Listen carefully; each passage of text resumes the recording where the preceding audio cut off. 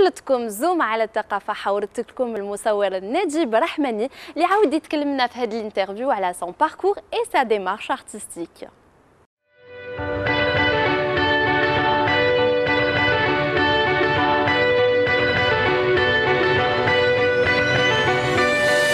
Je suis arrivé à la photographie par passion.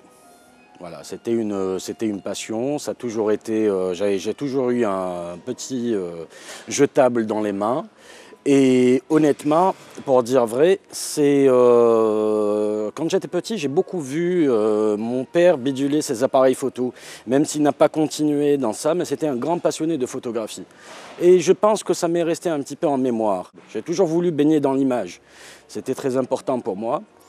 Depuis maintenant 4 ans, par rapport aux réseaux sociaux, j'ai connu pas mal de mouvances photographiques. J'ai eu l'occasion de participer à des expositions collectives avec d'autres collègues photographes et j'ai décidé d'en faire mon métier. Je suis attiré par un cheval, je suis un grand amoureux des chevaux, mais je suis surtout attiré par ces gens qui perpétuent différentes traditions, même si ce n'est pas dans la fantasia et même si ce n'est pas dans le cheval. Moi, je pars de l'idée où il est impératif d'avoir des sauvegardes de notre diversité culturelle et de pouvoir la montrer d'une certaine manière qui n'est pas forcément folklorique. La lecture du noir et blanc est beaucoup plus simple pour l'esprit déjà. Moi, je me sens beaucoup plus à l'aise sur des photos en noir et blanc, elles me parlent beaucoup plus. Pour moi, une photographie qui ne raconte pas d'histoire, honnêtement, c'est qu'on est passé à côté. Le cliché qui ne va pas raconter une histoire instantanée pour tout le monde, ça veut dire que je suis passé un petit peu à côté.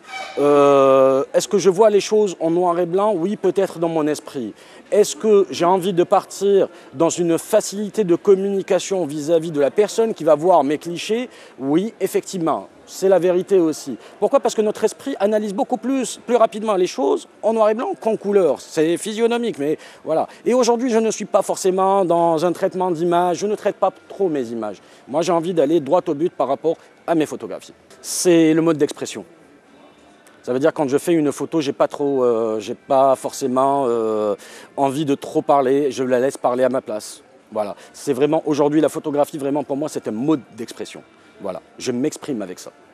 Ah oui, bien sûr, ça c'est une thématique sur laquelle je vais travailler pendant longtemps. Hein. Mon prochain projet, ça serait de faire les différences entre les régions concernant les tenues et l'harnachement qu'on utilise. Il y a énormément de différences, tu sais, de région en région. En fait, tu sais, c'est comme les équipes de foot. Ils se reconnaissent par rapport à leur tenue vestimentaire et à leur manière de faire. Oui, bien sûr, bien sûr. Non, mais ça peut être en Algérie ou ailleurs. Hein. Je veux dire, ce qui s'applique ici dans la photographie s'applique ailleurs. Hein. C'est exactement la même chose.